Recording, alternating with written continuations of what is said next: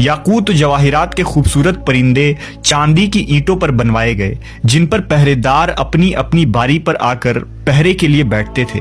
जब तामीर मुकम्मल हो गई, हुक्म दिया कि सारे शहर में रेशम के कालीन बिछा दिए जाएं। फिर नहरों में से किसी के अंदर मीठा पानी, किसी में शराब, किसी में दूध और किसी में शहद और शरबत जारी कर दिया गया।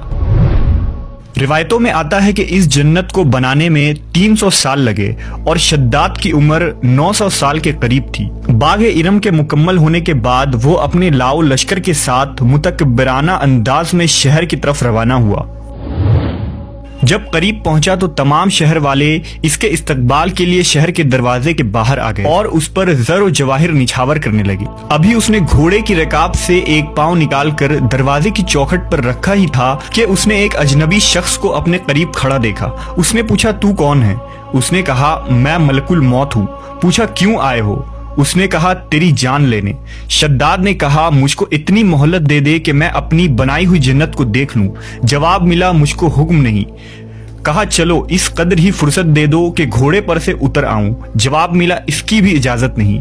लिहाजा अभी शद्दाद का एक पांव रकाब में और दूसरा चौखट पर ही था कि मुल्कुल मौत ने उसकी रूह कब्ज कर ली। फिर हजरत जिब्राइल अलैहिस्सलाम ने बड़े जोर से एक होलनाक चीख मारी कि उसी वक्त तमाम शहर अपनी आलिशान सजावटों और महल्लात के साथ जमींदोज हो गई और इसका नामो निशा बाकी न रहा।